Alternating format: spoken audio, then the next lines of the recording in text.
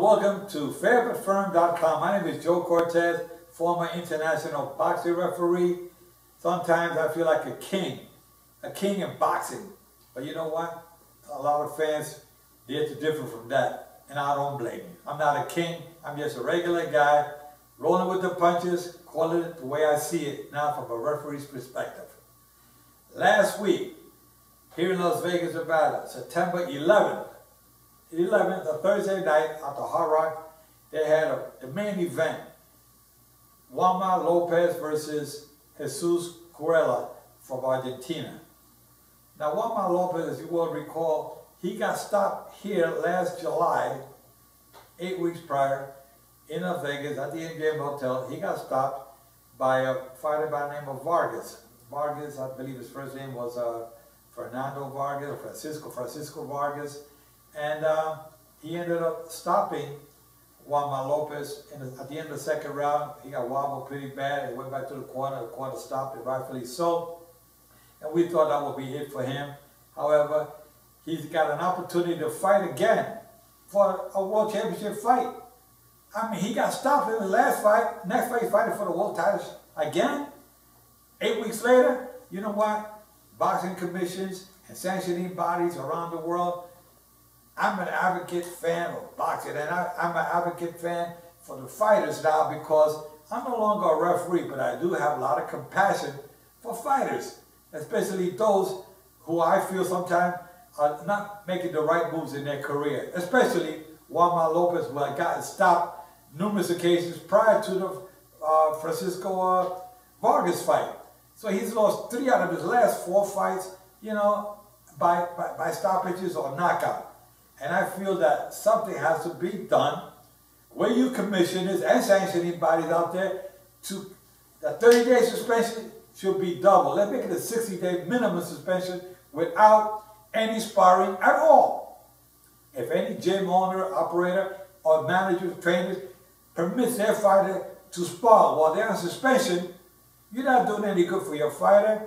He's still in the healing process. That's why they give him the suspension period. Not so he can be suspended from his next fight, but suspension so he can heal properly. Otherwise, you're going to have these guys walking around on their heels. Like you see some fighters today. They're not right. It's not a good thing for boxing if these fighters are going to end up not knowing their last name. They're not knowing, you know, where they're at. You have some fighters where they're at, they say, I'm on cloud 9, because they really don't know where they're at. So, you know, we got to do something about this, and we have to protect these fighters, and let the commissions and the sanctioning bodies make it mandatory that there's a minimum 60-day suspension period without any sparring. Anyway, Juan Manuel Lopez did announce his retirement a couple of days ago. Hopefully it'll be a permanent retirement. Speaking to his family, he decided that he's going to hang up the gloves, and we recommended that maybe he can go stay in boxing at another level, like perhaps commentating and be a boxing analyst. I mean, he's very well spoken. He's still young, only 31 years of age, so I think he has to have another career ahead of him, so he doesn't feel depressed that he's out of boxing, but not out of boxing entirely. Just like myself, I'm no longer a referee, but I'm still in the mix, and I'm happy, I'm content. And that's what fighters need, that there is life after boxing. Last Saturday, here in Las Vegas, 2 days after the Lopez fight at the MGM Hotel, September 13th, we had Floyd Mayweather versus Marcos Maidana. And Marcos demanded a rematch because he said he got robbed the first time around about 6 months prior to this past Saturday. And a lot of fans said, you know what, yeah, he kind of gave Mayweather one of his toughest fight.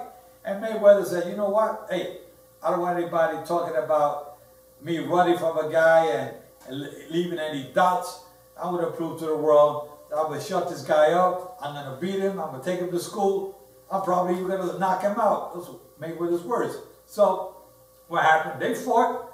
And Mayweather, of course, the first fight, he was on the ropes the first half of the fight, which was a big mistake. And he said he watched the video and said, that's not going to happen again. I interviewed him, and he told me how much better prepared he was for this fight with Maidana on the rematch, and he was probably beat him solidly, but most likely stop him. And you know what? He didn't stop him, but he gave him a good going over. I personally couldn't find too many rounds to give to Marcos Maidana. I gave him the first round because it was a feel-out round, and Mayweather was just trying to figure him out, and which he did. And I gave him the last round because Mayweather was just dancing around the last round. He was just popping and popping, moving around, not doing much. So I had to give Maidana that round. Some officials, other fans felt maybe he won 3 rounds, maybe 4. But there was a judge there that gave him as much as 5 rounds. And that kind of shocked me because, I mean, if Mayweather would have lost just 1 more of those rounds, it would have been a draw. And you know what? The judges, 2 of the judges had 116, 111. Good. That was pretty good. I buy that. But buying that 115, 112, I can't buy that. I mean, 1 point was deducted from Maidana for a rough tactic with the elbow and pushing Mayweather down and pushing him to the canvas. And the referee, Kenny Bayless, rightfully took a point. You know, it was an incident, I think, at the end of, in between the, well, it was in the 8th round, where Mayweather claimed that Maidana bit him in his fingers. And you know what? Hey, wait a minute. He bit Mayweather. Mayweather showed me his fingers. I did see some marks on his finger, but you know, on the inside part of the glove, there's no padding. Maybe maybe we should start putting boxing gloves on the fighter's mouth, because what the hell, you know, be biting guys? It's not a MMA. It doesn't even have biting MMA. You know, but I mean, these guys gotta have a good meal before they come into the fight.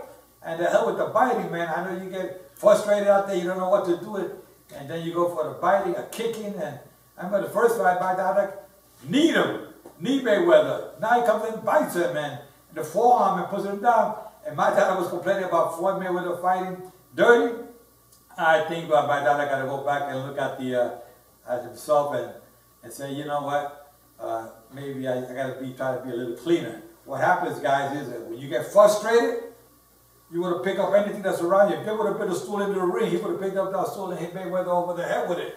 That's what happens when you get frustrated. Anyway, that's not about that. But going back to boxing, safety in boxing and whatnot, I beg you sensitive bodies out there to please let's do something for the betterment of the sport, for the safety and the well-being of the fighters.